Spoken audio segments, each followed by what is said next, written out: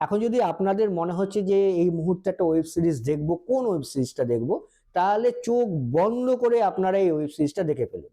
Hello friends, welcome to সিনে আড্ডা with চিরঞ্জীব। আশা করি আপনারা সকলেই সুস্থ আছেন, ভালো আছেন। তো আজকে আমি আলোচনা করব তস্করি দ্য স্মাগলার্স ওয়েব সিরিজটা নিয়ে, যেটা এখন নেটফ্লিক্সে চলছে। এবং এর যে ক্রিয়েটার বা ডিরেক্টর, তিনি হচ্ছে নীরজ পান্ডে। তো নীরজ পান্ডের সম্বন্ধে আলাদা করে তো কিছু বলবার নেই, নামই কাফি হ্যায়। তো তার নাম শুনেই ওয়েব সিরিজটা দেখতে বসা যায়। তো এই ওয়েব সিরিজটা কি নীরজ পান্ডের আগের যা যা কাজ, মানে যা যা সিনেমা বা ওয়েব সিরিজ তিনি করেছেন সেই লেভেলের হয়েছে, সেই নিয়ে আমরা আলোচনা করব আজকে। আসুন দেখা যাক। তো এই ওয়েব সিরিজটা বেসড অন স্মাগলিং। তো কি করে বিভিন্ন ওয়েতে স্মাগলিং করা যায় সেটা ওয়েব সিরিজে দেখানো হয়েছে।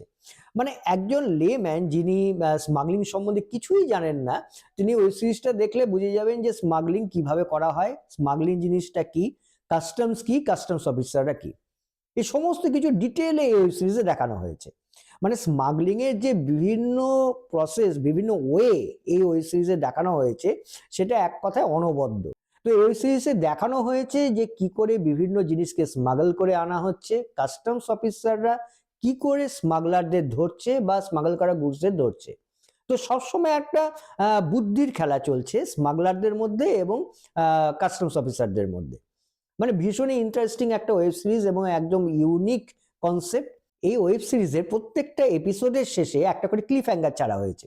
মানে কি হয় একটা ভাব সবসময় আছে। মানে প্রত্যেকটা এপিসোডের শেষে মনে হবে যে এর পরে কি হচ্ছে, মানে পরের এপিসোডটা আপনি দেখতে বাধ্য হবেন। একেবারে বিঞ্জ ওয়ার্দি ওয়েব সিরিজ যাকে বলে, এই ওয়েব সিরিজটা হচ্ছে সেই রকম। মানে একদম টান টান থ্রিল, সাসপেন্স, টুইস্ট সমস্ত কিছু ওয়েব সিরিজে আছে। মানে নীরজ পান্ডের যা সিগনেচার স্টাইল, সমস্ত কিছু আমরা এই ওয়েব সিরিজে দেখতে পেয়েছি। অ্যাক্টিং এর ক্ষেত্রে প্রথমেই আসি ইমরান হাশমির কথাতে।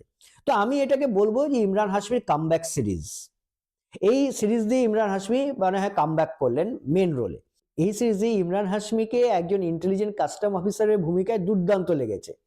এছাড়া এই সিরিজের যিনি ভিলেন, মানে শরৎ কেলকার, তার অভিনয় দুর্দান্ত, তার প্রেজেন্স দুর্দান্ত হয়েছে। তবে আমার ব্যক্তিগতভাবে যেটা মনে হয়েছে যে তার প্রেজেন্সটা বা তার স্ক্রিন টাইম আরো একটু বেশি হলে যেন ভালো হতো। মানে ভিলেনকে আরো একটু ভয়ঙ্কর করলে যেন একটু বেটার লাগতো। এটা আমার ব্যক্তিগত মতামত। তবে যা দেখানো হয়েছে দুর্দান্ত হয়েছে। এই ওয়েব সিরিজে যে অ্যাক্টর অ্যাক্ট্রেসরা অ্যাক্টিং করেছেন তারা বেশিরভাগই হয় স্বল্প পরিচিত নয়তো নতুন। সেই জন্য এটা গেস করা খুব মুশকিল যে এই ক্যারেক্টারগুলো নেক্সট মোমেন্টে কি করবে। এবং এই ওয়েব সিরিজে দুর্দান্ত কতগুলো টুইস্ট আছে, যেগুলো আপনারা আগে থেকে হয়তো কিছু প্রেডিক্ট করতে পারেন, আবার কিছু প্রেডিক্ট নাও করতে পারেন। তো আমার তো টুইস্ট গুলো খুব সুন্দর লেগেছে। দুই একটা টুইস্ট আমি হয়তো আগে থেকে প্রেডিক্ট করতে পেরেছিলাম, সেটা আপনারা দেখবেন। আমি বেশি কিছু বলছি না, তাহলে হয়তো স্পয়লার হয়ে যেতে পারে। আমার যেটা কমপ্লেন এই সিরিজটা নিয়ে, যে 7টা এপিসোড আছে, যেখানে ক্লাইম্যাক্সটা মনে হচ্ছে খুব তাড়াহুড়ো করে শেষ করা হয়েছে। মানে ক্লাইম্যাক্সটা আরেকটু সময় নিয়ে, আরেকটু টাইম বেশি নিয়ে করলে যেন ভালো হতো। দরকার হলে আর একটা এপিসোড যদি বাড়ানো হতো, তাতেও কিছু ক্ষতি হতো না। যাই হোক, কিন্তু এই ওয়েব সিরিজটা একদম মাস্ট ওয়াচ ওয়েব সিরিজ। এই ওয়েব সিরিজটা দেখুন এবং পরে আমাকে থ্যাঙ্কস জানাবেন। আমি এই ওয়েব সিরিজটাকে দেবো 3.5 আউট অফ 5 স্টার্স।